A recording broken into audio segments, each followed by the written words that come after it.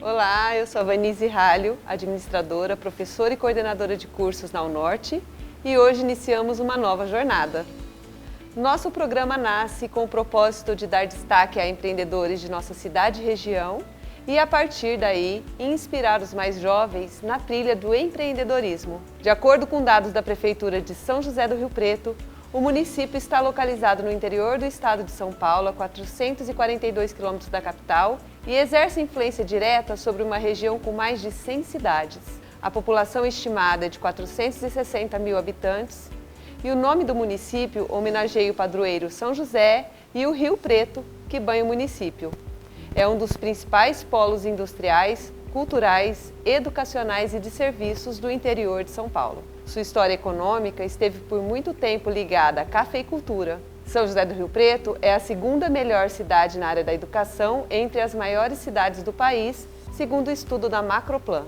Considerando todos esses aspectos, surge o nosso programa Café e Negócios, com o objetivo de destacar a relevância de algumas personalidades para a nossa comunidade. Nesse programa de estreia, o nosso convidado é o empresário Márcio Marcassa Júnior. Bem-vindo, Márcio. Muito obrigado, Vanise, pelo convite. É um prazer estar aqui com vocês. E parabéns aí pelo novo desafio e por esse belo projeto. Obrigada, fico muito feliz com sua participação, você ter aceito o nosso convite. E, como eu disse, o propósito do nosso programa é conhecer um pouquinho dos empreendedores. Queria te pedir para você já iniciar contando um pouquinho da sua história, seu histórico aí de carreira, pode voltar um tempinho lá depois de Minas Gerais. Eu nasci em Poços de Caldas, né, em Minas Gerais. Sempre fui muito ativo, sempre segui muito meu pai, né? Meu pai tinha uma vinícola na época, que era o Vinho Velho Marcassa, que foi de 1901 até 1979, ali na região de Poços de Caldas, Santa Rita de Caldas. Foram talvez um dos primeiros exportadores de vinho do Brasil, primeiro a colocar o vinho em lata. Hoje voltou aí nessa moda de vinho em lata e até lendo uma reportagem esses dias, falaram que o pioneiro era tal empresa agora, né, há pouco tempo. Mas em 1974, o Vinho Velho Marcassa colocou o vinho em lata. Então, isso aí já vem de longa data, né? Então, eu sempre segui meu pai e o meu avô na época do vinho. Depois, meu pai teve uma fábrica de concreto, quando fechou a fábrica de vinho em 1979. E eu ia lá para a fábrica de concreto, a Concremark. Eu ia lá amassar cimento, ajudar a fazer laje, fazer muros. E aí meu pai teve a oportunidade de abrir uma empresa na Europa, em sociedade com um grande grupo aqui do Brasil, na área de mineração, e acabou levando toda a família, né? Então nós ficamos de 1984, meus pais até 1995 e eu até 2000. Então passei 16 anos lá na Bélgica. E foi lá que eu tive a minha formação, né? Na área de comércio exterior, sempre acompanhei meu pai também nas viagens na Europa, fazer as vendas, os embarques. Então, o que a gente faz hoje já vem de longa data, né? Que é navio, avião, transporte e aduana, né? Então, é muito assim, gratificante de olhar para trás e ver que foi um caminho gostoso de ter percorrido, né? E só tenho a agradecer aí meu pai e a todas as pessoas que passaram na minha vida, que eu pude ter um aprendizado com eles, né? Então o começo foi assim, né? Você teve a formação toda sua lá na Bélgica? Isso, eu fiz toda a minha juventude, foi lá, né, dos 14 aos 30, e lá eu formei em comércio exterior, tecnólogo em comércio exterior, fiz escola de secretariado também e um pouco de idiomas, né?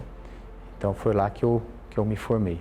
Eu vi que você tem inglês, francês, espanhol, italiano também um pouco. Isso, tenho inglês, francês fluente, né? Até a minha esposa fala que é melhor que o português. E aí tem o espanhol, o italiano, que a gente tem uma boa noção, né? O que te trouxe de volta para o Brasil? Por volta do ano 2000, a família resolveu investir num porto seco. E foi justamente aqui, em São José do Rio Preto, que conseguiu vencer o edital. Tentaram em Minas Gerais, lá em Poços de Caldas mesmo, não deu certo. E aí saiu o edital de Rio Preto, fomos vencedores do edital. E aí eu vim morar aqui para administrar o Porto Seco. Essa era a ideia principal, né? E hoje tenho só a agradecer, porque fiz grandes amigos aqui, já estou há 22 anos. Sou muito feliz, tenho uma filha nascida aqui, uma nascida na Bélgica. Então sou muito feliz de estar em Rio Preto. Me sinto hoje um rio-pretense. Você não conhecia nada de Rio Preto, veio por Não conhecia essa Rio situação? Preto, vim conhecer em 1998, na época do edital, e depois, na hora que formalizou tudo, eu vim para cá em 2000.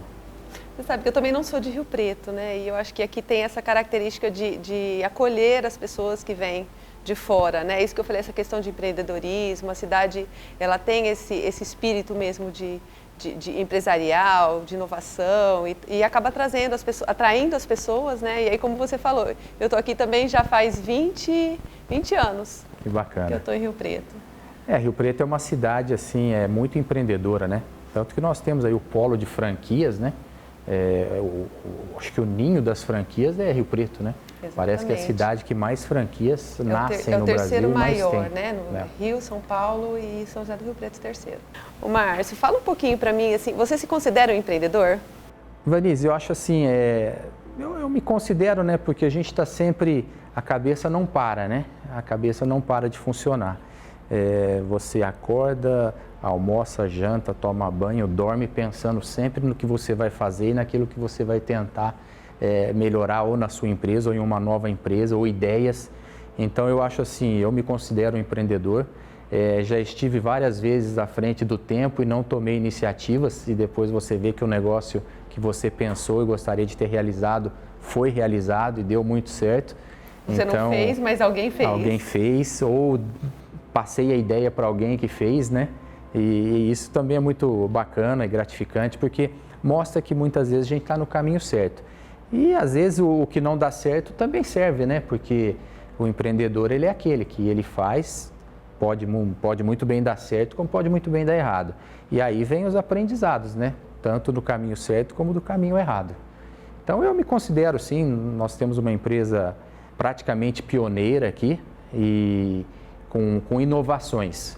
Não fomos os primeiros na área de despachos aduaneiros, mas acabamos inovando com uma série de procedimentos que hoje nos deixa assim muito à vontade no mercado e com uma carteira de clientes muito ampla, não só em Rio Preto, como no Brasil inteiro. Márcio, vamos continuar esse papo. Vamos para um rápido intervalo e voltamos já.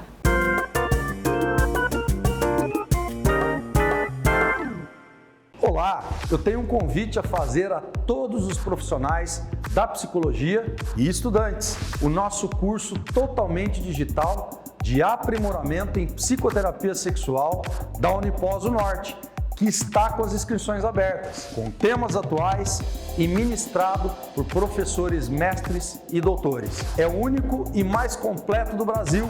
Mais informações e inscrições nos links abaixo. Garanta já a sua vaga. Unipós, o Norte. Nada se compara.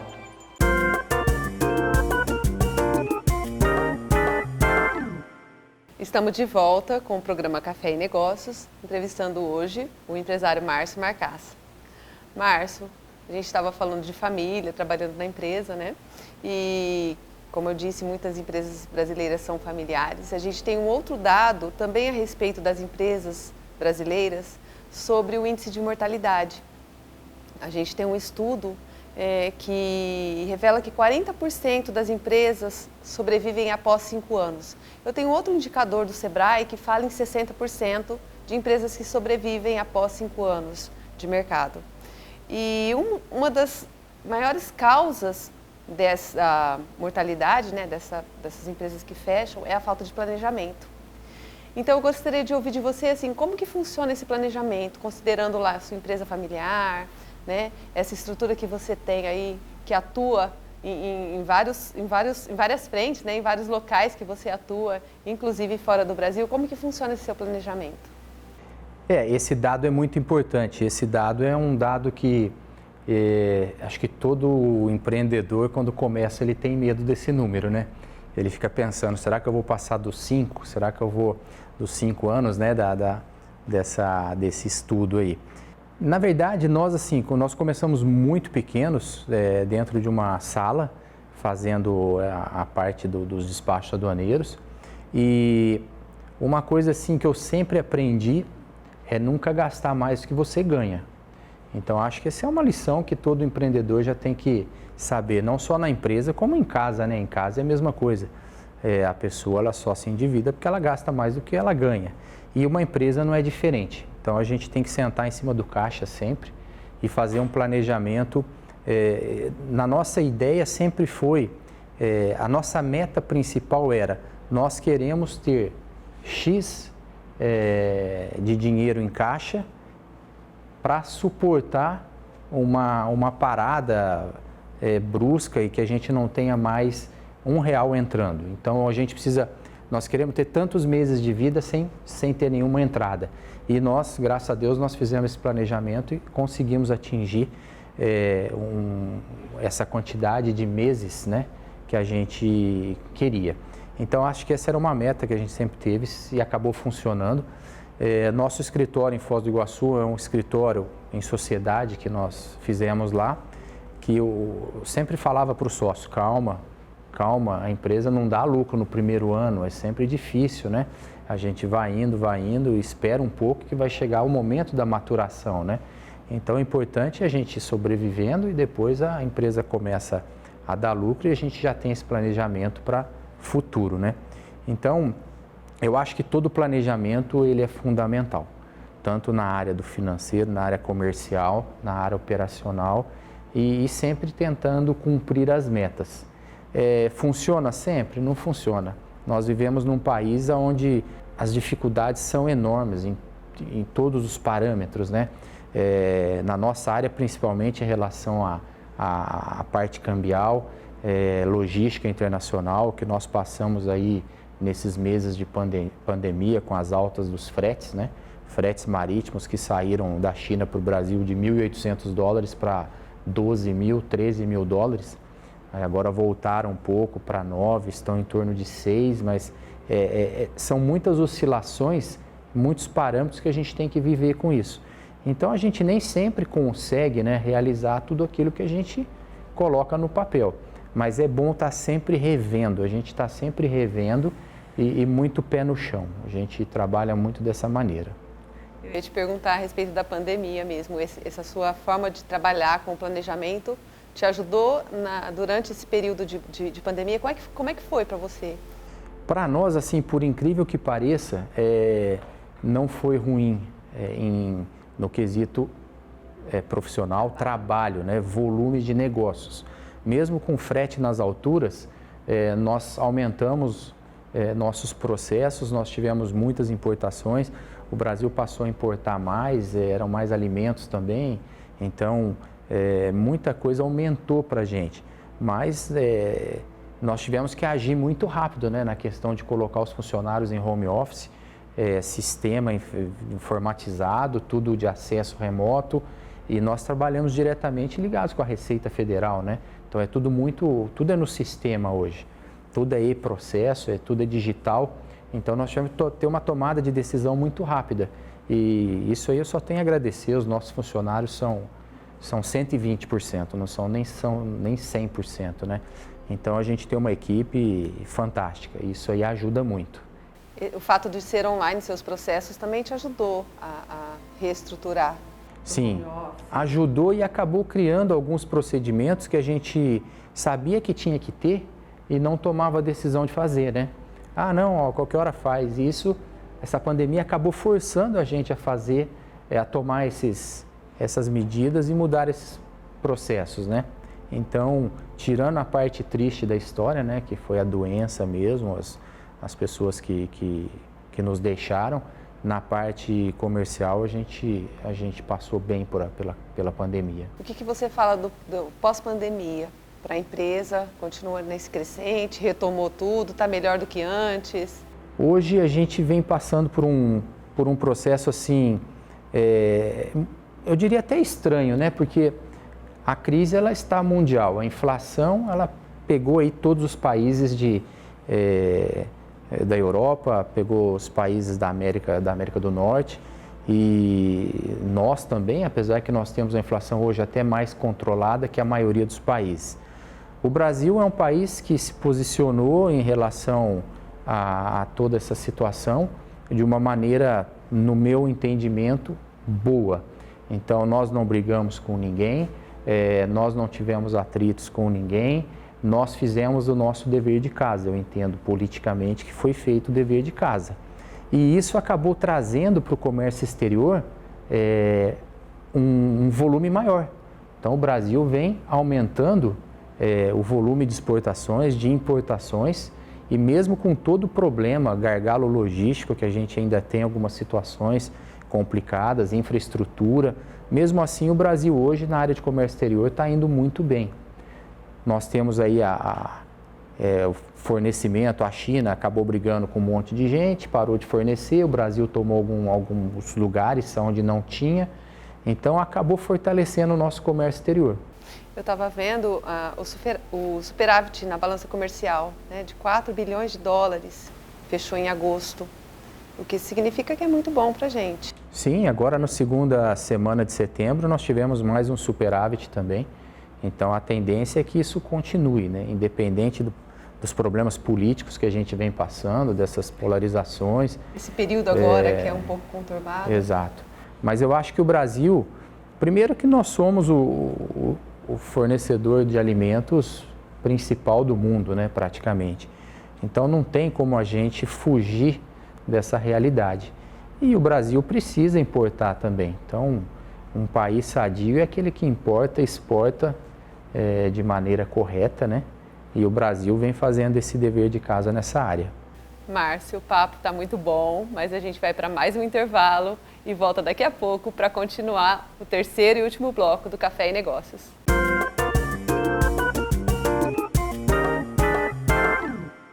Na aula de hoje, os alunos estão aprendendo como realizar algumas das partes do hemograma, né? Mais especificamente sobre o eritrograma. Então eu estou falando um pouquinho para eles sobre as etapas para análise da série vermelha, né? Desde a avaliação por meio do aparelho hematológico até a confecção do esfregaço sanguíneo e a análise por meio da microscopia óptica. Nossos 2 primeiros anos foi na pandemia. Isso, na verdade, é a primeira aula prática. Ainda mais pra gente, ficou 2 anos, né, sem aula prática, sem ter aquilo, né, aquela parte toda, pra entender melhor as aulas, as matérias.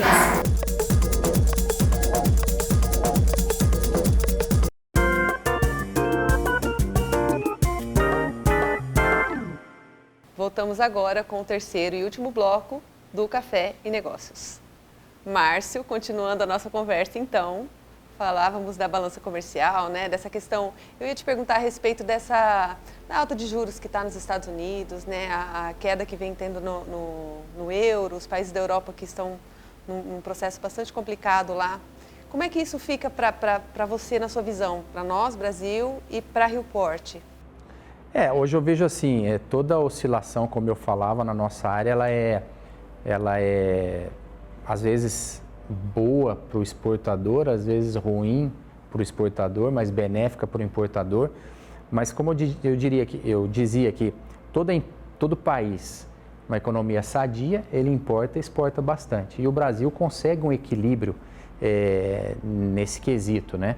Então, essas altas, tudo isso que vem acontecendo, o Brasil passou o Brasil aprendeu a importar melhor. Então, hoje nós temos muito mais importações inteligentes do que algumas épocas atrás aí. E isso acaba sendo muito bom.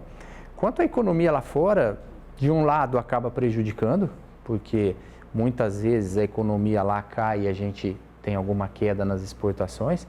E, por outro lado, às vezes melhora, porque acabam, infelizmente, algumas situações ruins lá, que obrigam que esses países passem a comprar mais também por não terem lá, ou por problemas de produção, ou por problemas diversos, né?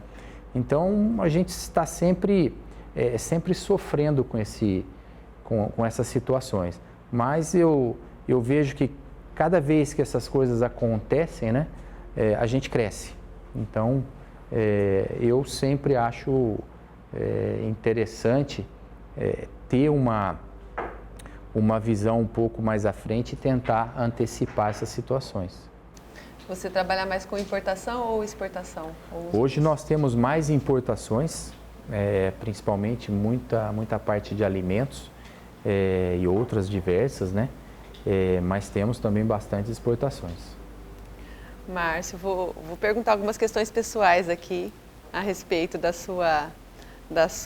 seu histórico aí, né? Eu sei que você jogava futebol, você teve uma passagem aqui no Rio Preto Esporte Clube, na diretoria do clube, foi isso? Além de várias outras frentes, como você mesmo falou, né? Tem várias coisas na cabeça a respeito de negócios, mas a gente vê que tem o outro lado também, como pessoa, das atividades que você também se envolve, né? Como é que é essa parte de esporte para você, essa parte de lazer?